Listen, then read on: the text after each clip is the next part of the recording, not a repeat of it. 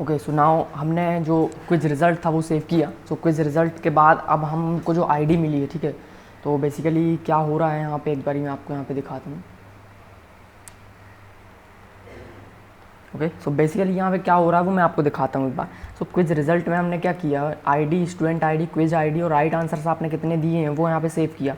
अब मुझे यहाँ पे ट्रैक करना है कि जो आपने राइट आंसर्स दिए हैं वो कौन से क्वेश्चन थे, कौन से आंसर दिए, कौन से आंसर गलत दिए, इसको मैं कैसे करूँगा। तो इसके लिए हमने बनाई है क्विज रिजल्ट डिटेल्स। तो इसमें क्या है, क्वेश्चन आईडी है और यूज़र का जो आंसर है वो है, और इसमें क्या है, रिजल्ट आईडी, मतलब इस रो की आईडी यहाँ पे आएगी। तो ये रो हमने सेव किया, हमको ये आईडी मिल चुकी है, ये आईडी मुझे यहाँ पे सेव करनी है। तो अब मैं इसको सेव करने की यहाँ पे प्लानिंग कर रहा हूँ, ठीक है। सो ना यहाँ पर हम क्या करेंगे, जब हमने ये आईडी मिल चुकी है, ये आईडी मिल गई हमें, ठीक है, तो ये आईडी मिल गई है, इसके बाद अब हम क्या करेंगे, इस आईडी की हेल्प से डिटेल्स को सेव करेंगे। तो यहाँ पे ये मेथड जो मैंने क्रिएट किया इसको मैं अनकमेंट कर देता हूँ, और ये जो मेथड है इसका इम्प्लीमेंट करेंगे।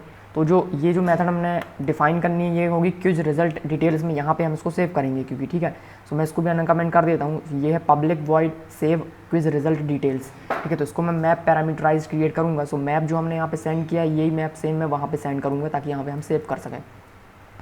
तो यहाँ से मैं कॉल कर लेता हूँ, मैंने यहाँ पर कहा क्विज रिजल्ट्स डॉट, ठीक है। तो उसको मैं स्टैटिक बनाऊंगा क्योंकि मैं इसे किसी ऑब्जेक्ट पे कॉल नहीं करना चाहता हूँ, ठीक है। तो मैंने कहा स्टैटिक, और उसको हम जो भी वैल्यूज़ हैं वो पास करेंगे। सो यहाँ पे मैंने कहा डॉट सेव डिटेल्स, और इसको मैं मैप पास करूँगा। सो मैंने इसको यहाँ पर यूज़र आंसर्स पास किया, और इसके बाद मुझे क्योंकि आईडी चाहिए है क्विज रिजल्ट की, ठीक है, तो इसको मैं क्विज रिजल्ट का जो ऑब्जेक्ट है दिस ऑब्जेक्ट वो भी इसको पास करूँगा, ठीक है। मैंने इसको सेव किया। नाउ यहाँ पर आके इसको इम्प्लीमेंट करेंगे। तो यहाँ पर मुझे क्विज रिजल्ट का जो ऑब्जेक्ट है वो मिलेगा जिसको हमने ज़रूरत पड़ेगी, ठीक है। तो क्विज रिजल्ट की कहाँ पे ज़रूरत पड़ रही है, तो यहाँ पर आप देखोगे जो क्विज रिजल्ट टेबल है उसमें हमने क्या किया है, जो क्विज रिजल्ट आईडी है वो चाहिए मुझे। तो क्विज रिजल्ट आईडी के लिए मैंने जो क्विज रिजल्ट का जो ऑब्जेक्ट था वो वहाँ पे पास किया हुआ है, ठीक है। तो उसकी हेल्प से हमको आईडी मिल जाएगी। नाउ यहाँ पे जो मैप है वो यहाँ पर हम यूज़ करेंगे। तो मैप में सारी यूज़र्स के आंसर और क्वेश्चन मुझे मिल जाएंगे, ठीक है। सो यहाँ पर हम स्टेप परफॉर्म करते हैं सेव करने के लिए। तो ये जो भी कोड था मैं इसको कॉपी कर लेता हूँ यहाँ से, ठीक है। टाइम मेरा यहाँ पे सेव हो जाता है।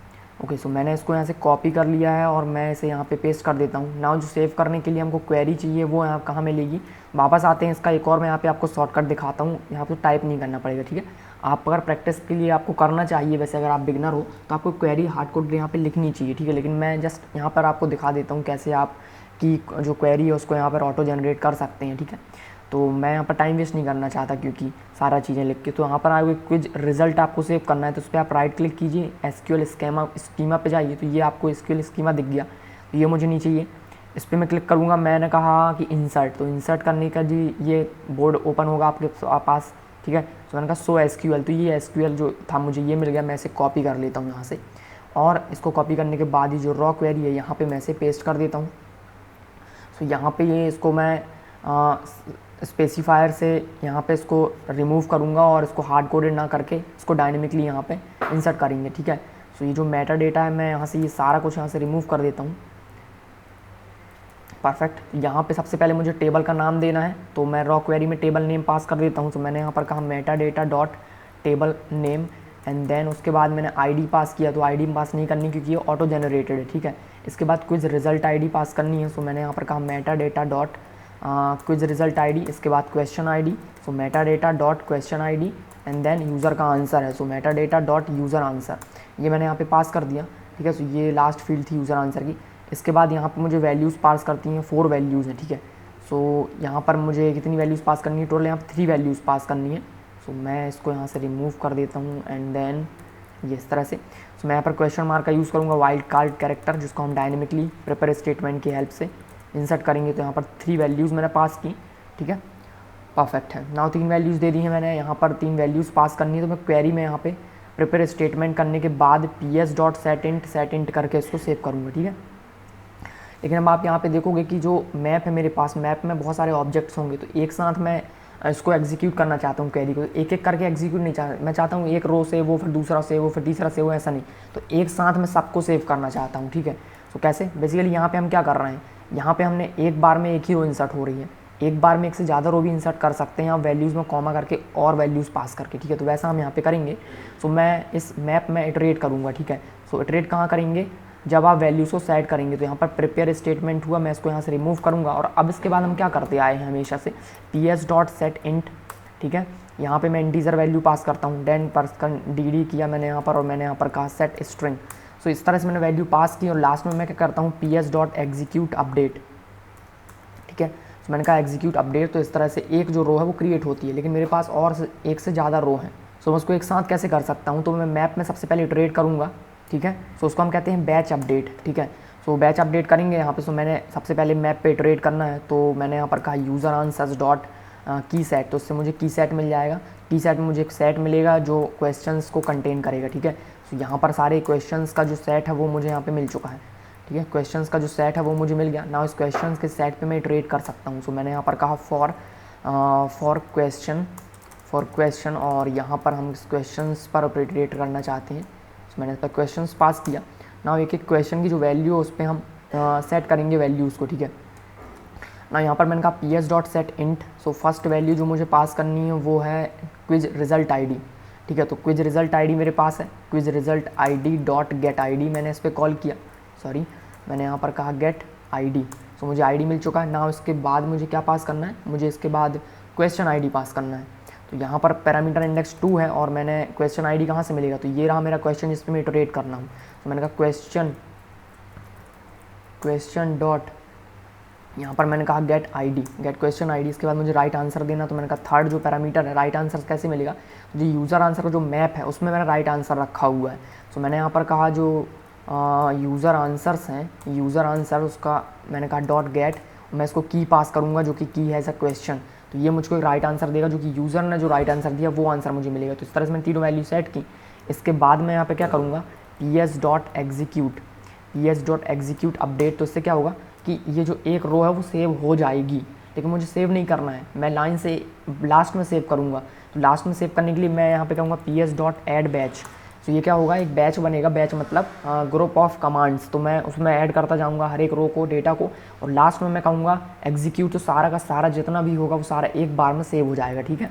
तो ऐड कर दिया मैंने, और लास्ट में मैं कहूँगा ps.execute बैच। ओके, सो यहाँ पर आप देखोगे एग्जीक्यूट बैच, तो ये सारे को सेव कर देगा एक साथ, और यहाँ पर मुझे एक इंट एरे रिटर्न करेगा रिजल्ट, ठीक है। तो कितने अपडेट हुए हैं, अपडेट हुआ है नहीं, वो मुझे रिटर्न कर देगा 111000 इस तरह से।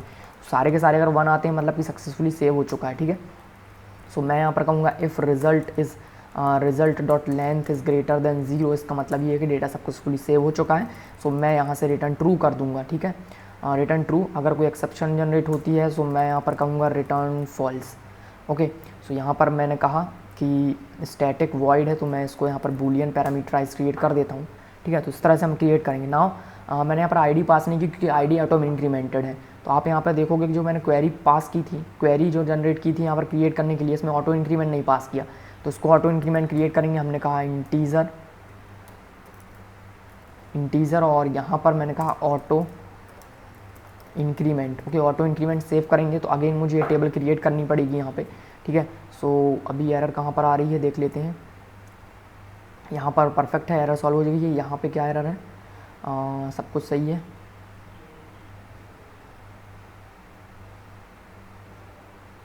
ओके, सो यहाँ पर ये ब्रेक पॉइंट, ठीक है। सेव करेंगे इसको। ओके, सो ये जो रेड सिंबल आ रहा है ये कहाँ से आ रहा है।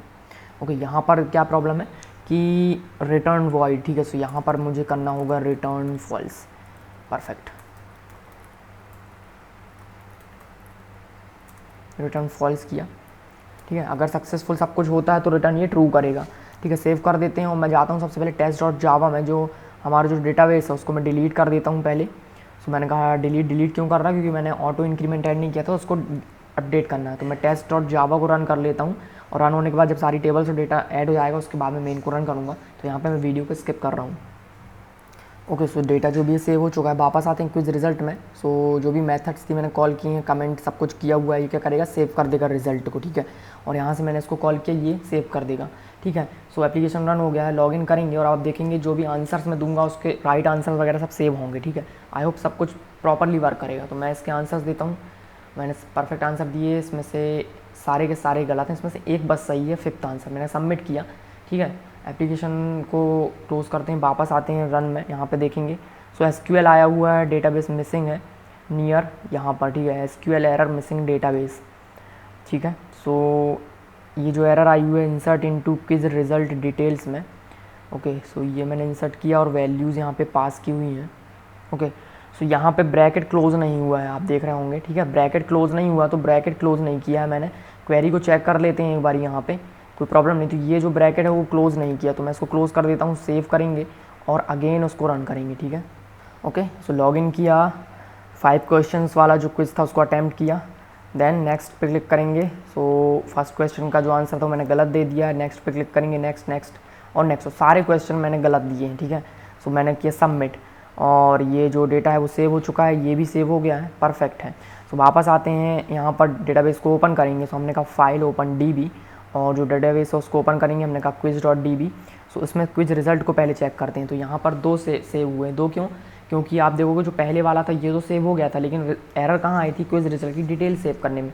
यहाँ पे आपको एक बात और ध्यान रखनी है, अगर क्विज रिजल्ट की डिटेल सेव नहीं हुई है तो मैं क्या करूँगा, क्विज जो रिजल्ट है उसका जो डेटा सेव हुआ था, आईडी तो है मेरे पास, तो मैं इसको डिलीट भी कर दूँगा, ठीक है। मुझे बैक होना पड़ेगा क्योंकि अगर वो सेव नहीं हुआ तो इसको सेव करने का कोई मतलब नहीं। तो अगर वो सेव नहीं हुआ तो मैं इसको डिलीट करूँगा यहाँ से, ठीक है। ये आप इम्प्लीमेंट कर सकते हैं, ज़्यादा इतनी डिटेल में मैं नहीं जाऊँगा, ठीक है।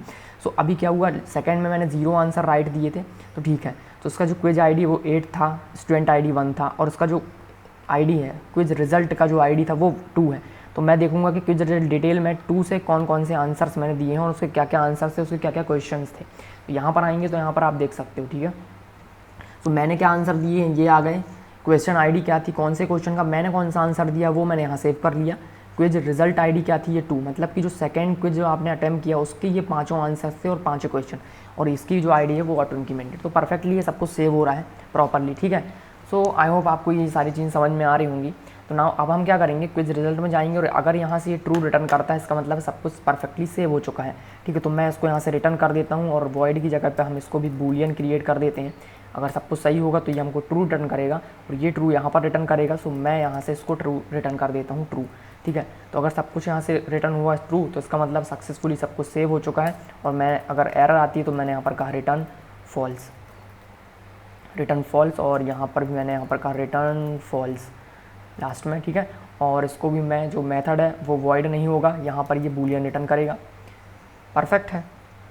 सेव करेंगे, सो यहाँ पर बूलियन सेव किया, देन यहाँ पर फॉल्स सेव करेंगे और वापस आएंगे कहाँ पर, हम अपने क्वेश्चन स्क्रीन में। और यहाँ पर जब मैं सबमिट पे क्लिक कर रहा हूँ तो सबमिट पे क्लिक करने के बाद क्या करेगा, ये जो मेथड है सेव मेथड, ये हमको बूलियन वैल्यू रिटर्न करेगा। सो मैंने यहाँ पर बूलियन वैल्यू क्रिएट किया, बूलियन रिजल्ट। तो अगर सक्सेसफुली सेव हो जाता है तो ये रिजल्ट मुझे ट्रू है फॉल्स होगा। सो मैंने यहाँ पर कहा इफ़ रिजल्ट, ठीक है। अगर ये ट्रू है तो मैं कुछ यहाँ पर करने वाला हूँ, आगे प्लान करेंगे क्या करना है। एल्स हमको यहाँ पर एक एरर शो करना है। सो मैं यहाँ पर एक नोटिफिकेशन दिखा सकता हूँ, नोटिफिकेशंस डॉट, मैंने यहाँ पर कहा क्रिएट डॉट, हमने कहा टेक्स्ट टाइटल। सो यहाँ पर हम सेव कर देते हैं एरर, एंड देन मैंने यहाँ पर कहा डॉट टेक्स्ट। सो मैं यहाँ पर कह देता हूँ something went wrong, okay, something went wrong, and then मैंने यहाँ पर कहा शो एरर। तो मैं इससे शो एरर करूँगा, सो एरर यहाँ पर शो हो जाएगी, ठीक है। सो इसकी जो लोकेशन है वो यहाँ पे सेट कर देते हैं। मैंने कहा सेट पोजीशन डॉट पोजीशन, तो पोजीशन पास करना है यहाँ पर। सो मैंने यहाँ पर कहा पोजीशन डॉट सेंटर, ठीक है। सो मैंने यहाँ पर टॉप राइट पे आप दिखा सकते हैं, मैं इसको बॉटम पे दिखाना चाहता हूँ, ठीक है। सो मैंने कहा bottom centre, bottom right, bottom left, bottom right पे मैं इसको दिखाऊंगा, परफेक्ट है। सेव करेंगे, अगर सब कुछ सेव हो जाता है परफेक्टली तो यहाँ पर हम क्या कहेंगे कि कॉपी कर लेते हैं इसको, और यहाँ पर मैं अभी सिंपली एक नोटिफिकेशन दिखा देता हूँ, ओके। सो मैंने यहाँ पर कहा अटेम्प्ट क्विज, ओके ना, इस तरह से, और शो एरर की जगह पे हम यहाँ पर शो इन्फॉर्मेशन का दिखाएंगे, ठीक है। सेव करेंगे इसको, एंड नाउ वापस आते हैं, इसको एप्लीकेशन को रन करते हैं, ठीक है। सो एप्लीकेशन रन हुआ, लॉगिन करते हैं, एंड देन यहाँ पर हमने कहा जो 15 वाला था उसको मैं अटेम्प्ट करना चाहता हूँ। सो फर्स्ट क्वेश्चन का आंसर मैंने दिया, सेकंड का दिया, थर्ड का, इस तरह से मैं सारे क्वेश्चन के आंसर दे रहा हूँ, और लास्ट में ये दिया। इसके बाद मैंने कहा सबमिट क्विज। सो मैंने कहा सबमिट क्विज, ठीक है। सबमिट बटन ने क्लिक किया, डेटा सेव हो रहा होगा बैकग्राउंड में, यहाँ पर आया यू सक्सेसफुली अटेम्प्ट क्विज। सो आपने क्विज सक्सेसफुली अटेम्प्ट कर दिए हैं, कोई एरर नहीं आई, सब कुछ सेव हो गया। क्लोज करते हैं, वापस आते हैं इसकी लाइट में, डेटाबेस को अगेन लोड करेंगे। मैंने कहा ओपन DB, और जो quiz.db इसको ओपन करेंगे। इसके बाद आप देखोगे कि जो क्विज रिजल्ट है जो अभी मैंने अटैम्प्ट किया उसमें मैंने 6 राइट आंसर्स दिए हुए हैं, ठीक है। और ये थर्ड है, इसकी डेट क्या बता रहा है यहाँ पे कि इसका जो डेट है वो है 30 4/2020, ठीक है। तो अभी का ये जो टाइम है वो थोड़ा सा यहाँ पर आप देखोगे ये मिस्टेक हो रही है, ठीक है, टाइम में। तो ये इसलिए हो रहा है क्योंकि जो SQL है ना हमारा, उसके जो टाइम मैंने सेट नहीं किया, ठीक है, उसमें लोकल यहाँ पे सेट करना पड़ता है। तो यहाँ पर जो अभी टाइम दिख रहा है मेरा 8:24 का दिख रहा है, ठीक है। तो कोई प्रॉब्लम नहीं है, इसको आप हम करेंट टाइम स्टाम्प यूज़ ना करके क्या कर सकते हैं, इसको जावा का जो टाइम स्टाम्प है ऑब्जेक्ट बना के इसको सेट कर सकते हैं कि जो हम जावा का जो करेंट टाइम है अपने सिस्टम का वो यहाँ पे ये लेगा, ठीक है। तो इस तरह से इसको मैं कर सकता हूँ, ठीक है। सो डेट तो यहाँ पे परफेक्ट आ रही है, कोई प्रॉब्लम नहीं है, ठीक है। सो यहाँ पर कितने आंसर्स मैंने सही दिए हैं, 6 आंसर्स। और थर्ड जो है इसका आईडी है, तो जो डिटेल्स में जाएंगे और डिटेल्स में हम देखेंगे कौन कौन से क्वेश्चन का कौन कौन से हमने आंसर दिए हैं। तो यहाँ पर मुझको मिल जाएगा, ठीक है। तो क्विज आईडी क्या है, क्विज रिजल्ट आईडी मेरी 3 है। तो 3 में मैंने ये सारे क्वेश्चन में अटैम्प्ट की, क्विज आईडी ये है, क्वेश्चन आईडी ये रहा, उसकी जो क्वेश्चन आईडी ये है, और उसके जो राइट आंसर्स मैंने क्या क्या दिए हैं वो सब कुछ मैंने यहाँ पर सेव कर दिया है, ठीक है। और प्रॉपरली हमने मैसेज भी दिखा दिया है। तो नाउ अब हम क्या करेंगे, जो अब टाइमर हम यहाँ पर सेट करेंगे, ठीक है। तो टाइमर पे अभी मैंने काम नहीं किया है, तो हम टाइमर पे बात करेंगे कि आप टाइमर सेट करेंगे, कितने क्वेश्चन पे कितना टाइम देना चाहते हो वो हम देखेंगे। और इस पे बात करेंगे, टाइमर एंड होने पे अपना जो क्विज है उसको टर्मिनेट करेंगे। और उसके बाद क्या करेंगे कि जो भी आपने आंसर्स दिए हैं वो हम आंसर की लिस्ट दिखाएंगे, प्रॉपरली पूरा एनालिसिस दिखाएंगे और दिखाएंगे कि आपने कितने मार्क्स पाए हैं कितने में से, ठीक है, पूरा चार्ट वगैरह दिखाएंगे। सो इस वीडियो में इतना ही। चैनल पे नए हो तो चैनल को सब्सक्राइब कर लीजिए और बेल आइकन को प्रेस कर लीजिए ताकि जो नए वीडियोज़ आएंगे उसके नोटिफिकेशन आप तक पहुँच जाएँ। Okay, thanks for watching.